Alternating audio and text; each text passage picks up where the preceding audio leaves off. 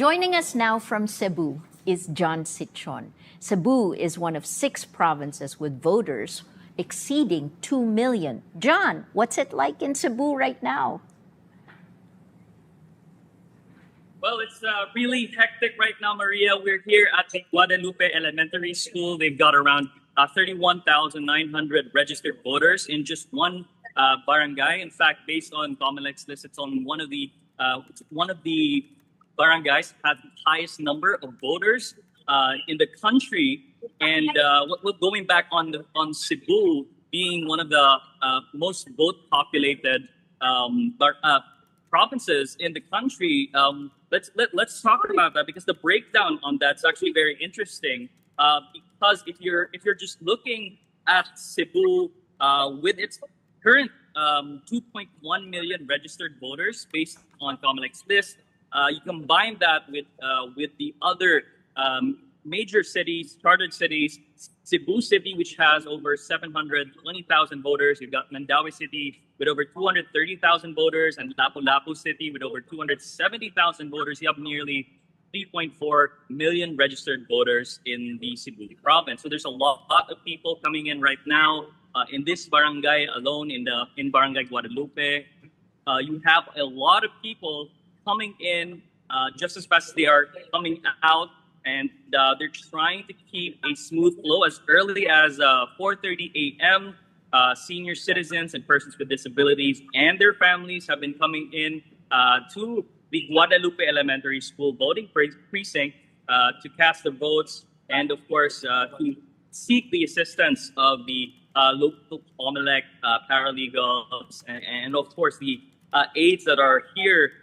What we've been getting so far coming from the senior citizens is that, number one, they're happy that there is a dedicated hour, at least a time frame for them, and of course for the persons with disabilities. However, they still got that whole influx problem going on because they're also coming in with their families, and so there are complaints about where to go, about how many people are just lining up right outside of the classrooms.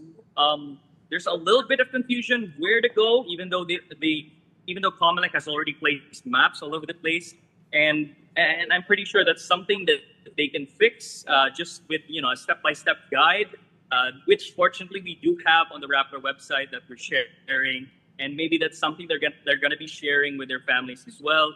But so far in the top races, looking at the close ties that each of the mayoral candidates have here in Cebu City, which is one of the highest, most populated cities with registered voters. We're looking at not just former allies, not just officials that have shared seats in the government who are also incumbents, but we're also looking at individuals who have the backing of the administration. So who am I talking about here? Because we're looking at Cebu City Mayor Raymond Alvin Garcia, who shares the surname of the Garcias, who of course we know very much Cebu Governor Gwen Garcia, who leads the One Cebu coalition here in Cebu, which is one of the ruling parties, which is the ruling party here in the province of Cebu. But not just Cebu City Mayor Raymond Alvin Garcia, we're also seeing competition from his former ally and dismissed Mayor Mike Rama, who has the backing of the Dutertes, who recently got the endorsement coming from former President Rodrigo Roa Duterte himself.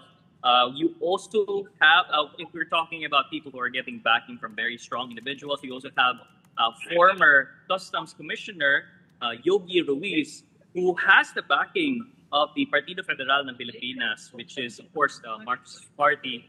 And besides Yogi Ruiz, Mike Rama, and Garcia, we're also looking at Cebu City Councilor Nestor Archibald, who has the backing of former Cebu City Mayor Tomas Osmeña. He leads the Bando Osmeña Pundo Kauswagan. And we know very much that Tommy Osmeña has been a very loud and very well-known Duterte critic since being mayor of Cebu City. And lastly, we have businessman who is running as an independent by the name of Julieta. So this is what we are seeing right now, and we're going to be expecting some of those mayoral candidates coming to Barangay Guadalupe to cast their votes today as well.